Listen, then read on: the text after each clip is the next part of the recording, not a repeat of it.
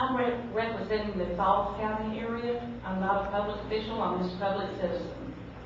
And in our area, it will take over, it'll split the school district, it's going to mess up water systems, it will mess up emergency care for fire and ambulance service, because we are a very poor county.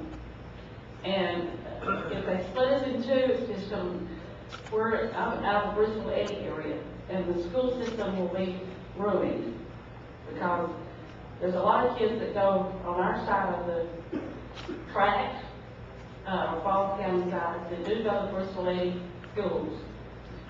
And Bristol Eddy schools have a very high accreditation, and there's a lot of public cemeteries around there, historical sites on the cemeteries. The church that I attend at Moorville is over 135 years old, has a horse historical marker on it.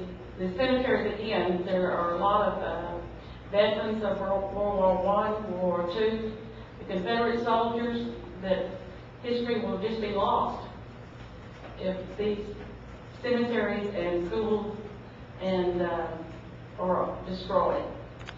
It's just, and also a lot of the farmers around there, we haven't been in the area for 10 years, but a lot of farmers have been there all their lives, and that's their livelihood. It will affect our livelihood as well. We have a small business, as well as our regular jobs that we've been preparing for our retirement, so we would have a good retirement income.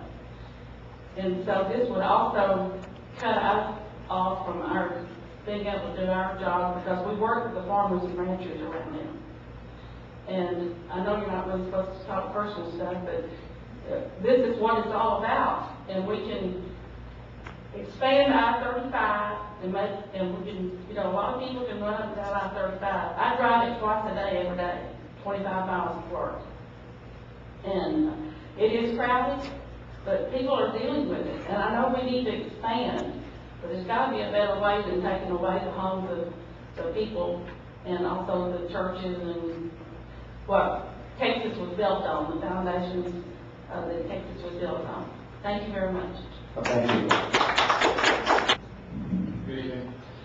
I had a couple of my basic questions answered by Mr. Bensack in the back, but my concerns are involving the appraised value of your real estate, if your home happens to be targeted by this corridor.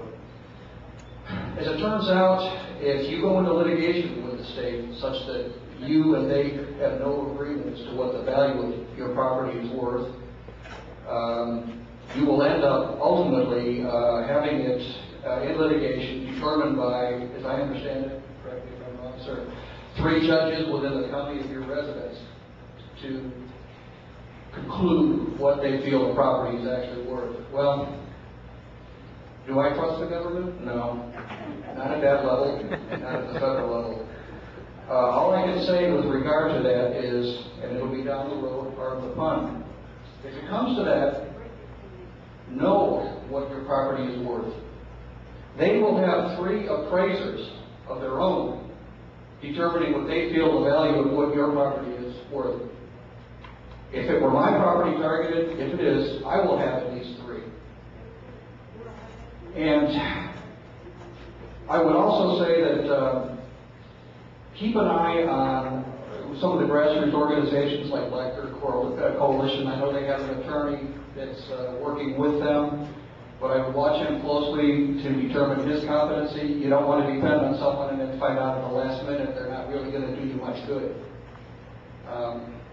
I'll just conclude by saying, people, there's strength in numbers, but we're dealing with the federal government here, and that's one heck of a fight, so please keep it in perspective. Thank you, Mr. Taylor. There's some things that I wanted to say because I'm very much concerned about TTC in general. And the first thing is that I think it's a travesty that now we're having public hearings about this major road that is run by a private corporation from another country, and now we get public hearings. This thing was snuck through in the middle of the night, and I think it's the wrong thing to do, and I intend to vote for people who are against it so that maybe we can stop this. I looked at your presentation, and you didn't once mention Centra. You didn't once mention the company that is going to be on their own, according to the Fort Worth Star-Telegram this morning, that they're the ones that are deciding where the road is going to go. So all these people, and I heard the audio tapes from the Fort Worth meeting several weeks ago where Rick Williamson said that. He said Centra, this private corporation, regardless of what, whether these mayors would like it to come down on the DFW side or the east side, Centra's going to make a profit. They're going to be charging people for tolls. They're going to be able to raise the tolls in the future. I am not against any kind of infrastructure or us doing some things for public highways. I'm not against paying taxes for that, because I think that's what I pay taxes for as a taxpayer. What I am against is my taxes going for a private corporation that's going to put private pieces onto this and then get doubly taxed for it anyway, and then have to pay tolls for it. So again, that's just what I want to say. I'm very angry about the fact that this is a democracy, and I feel that the people have been left out of this process. And I know that the mayor of Fort Worth, even though he also is for I-35 and the alternate red route, agrees with that, because that's what he said also, that the public was left out of this and it shouldn't happen this way, and I hope to see this stopped.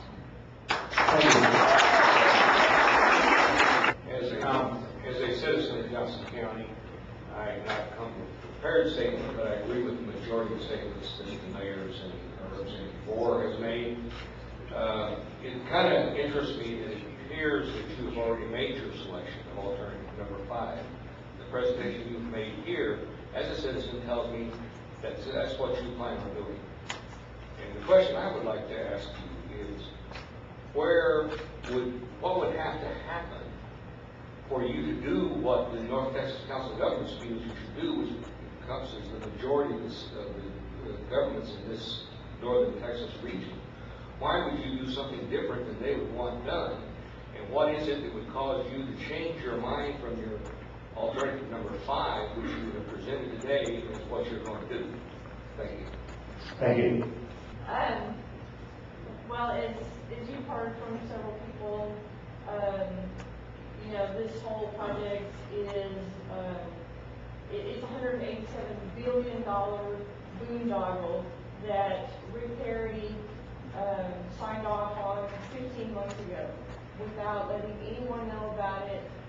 And a foreign company called Centra is going to profit from this, and over 1 million acres of farmland will be taken, people's homes, cemeteries, all that's going to be impacted.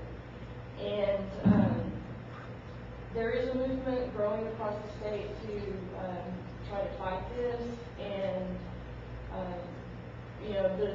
as other people have said, we're not against development. There are alternatives to this huge corridor. The main groups that I'm working with is the Triple R Coalition. It's called Route Rick's Route, and also Independent Texans. And Independent Texans joining this effort because we're really concerned about the way this has been done. The government is supposed to be by the people, for the people, and instead the government is telling us what they're going to do. I think these hearings are mainly just a formality, and they're saying, well, we had public hearings, so we're going to go on with the project. So if anybody is interested in fighting against this, then see myself or Susan Cook. She's back there in the black hat. And you can sign up with us, Triple R or Independent Texans, and we're going to fight against it. Thank you. Thank you.